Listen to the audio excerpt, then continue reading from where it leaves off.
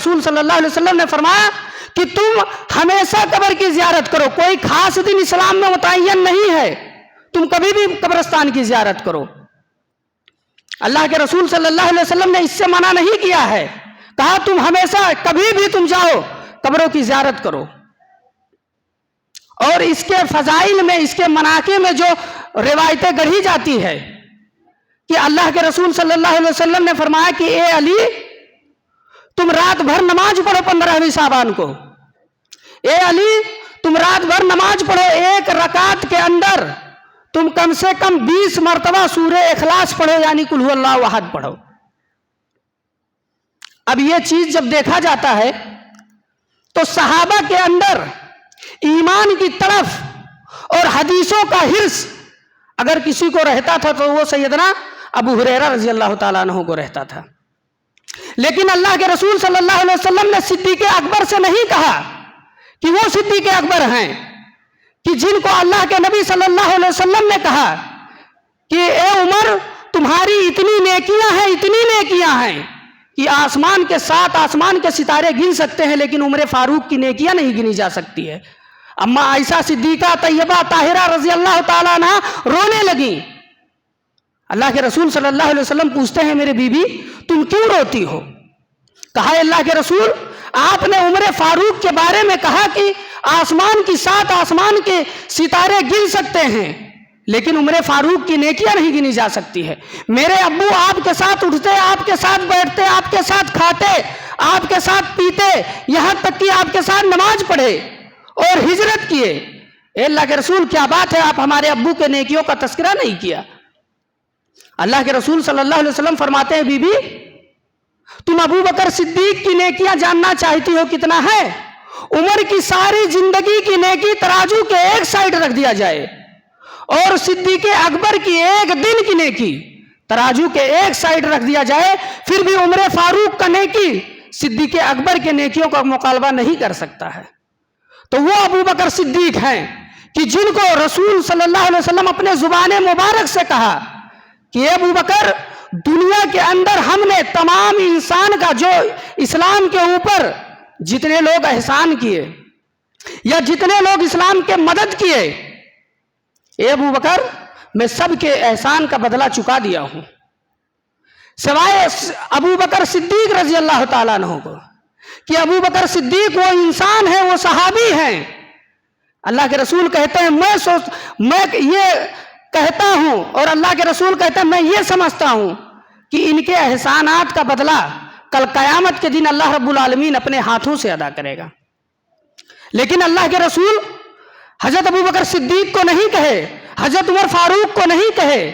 حضرت عثمان کو نہیں کہے، حضرت طلحہ زبیر کو نہیں کہا،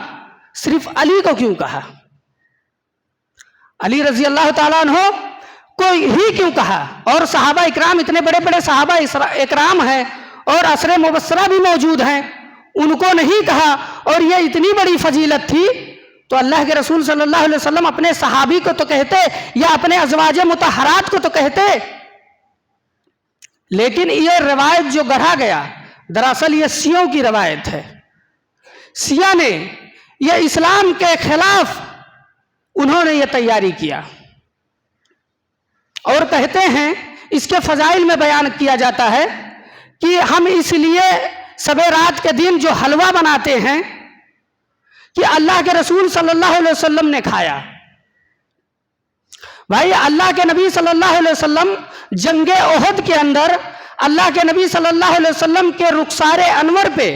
چہرے کے اندر ایک کیل گڑ گئی تھی، دھس گئی تھی اللہ کے رسول صلی اللہ علیہ وسلم کے یہاں رخسار انور پر۔ تو اللہ کے رسول صلی اللہ علیہ وسلم کو جب وہ کیل نکالا گیا تو جو صحابی غالباً حضرت زبیر رضی اللہ تعالیٰ عنہ جب وہ نکالتے ہیں تو ان کی بھی ڈاٹ ٹوٹ جاتی ہے۔ چنانچہ اللہ کے نبی صلی اللہ علیہ وسلم کے رخسار انور سے وہ کیل نکالا گیا اور صحابہ اکرام جب نکالے تو اس کے فضائل میں گڑھا جاتا۔ اور یہ جنگ ہوا کب؟ مورخین لکھتے ہیں کہ یہ جنگ جو ہوا ہے وہ عید کے بعد جو شوال کا مہینہ آتا ہے اس میں ہوا ہے یہ سب۔ تو جنگ احد جب ہوا ہے تو یہ سوال کے مہینے میں ہوا ہے، تم 2 مہینہ اشتراک کیوں کھاتے ہو؟ کیونکہ تم 15ویں شعبان کو کھاتے ہو، اور وہاں اللہ کے نبی صلی اللہ علیہ وسلم کے جو دمدان مبارک شہید ہوئے وہ تو سوال میں شہید ہوئے، لیکن اللہ کے نبی صلی اللہ علیہ وسلم کے بارے میں جو یہ کہا جاتا ہے کہ اللہ کے رسول صلی اللہ علیہ وسلم نے حلوہ کھایا، اور اس کے مناقب میں جو بات گڑھی جاتی ہے وہ ویس کرنی رحمت اللہ علیہ کے بارے میں کہا جاتا ہے کہ ویس کرنی رحمت اللہ علیہ بہت نیک تھے، میں بھی مانتا ہوں نیک تھے، وہ تبع تابعین سے ہیں۔ ویس کرنی رحمت اللہ علیہ وہ اللہ کے نبی صلی اللہ علیہ وسلم کو خطوط لکھے، یمن سے خطوط لکھے اور کہا اللہ کے رسول میری دلی خواہش ہے کہ اللہ کے رسول میں آپ سے ملاقات کروں، لیکن اللہ کے رسول میری ماں بیمار رہتی ہے، اے اللہ کے رسول میں کیا کروں؟ آپ صلی اللہ علیہ وسلم جب دوبارہ خطوط لکھوائے تو کہا اے ویس کرنی تم اپنے ماں کی خدمت کرو، اللہ رب العالمین تمہارے ماں کے خدمت کے وجہ سے یہاں دنیا میں نہیں تو جنت کے 8 دروازے پہ ویس کرنی سے ملاقات ہوگی میری۔ تو یہ کیا تھی؟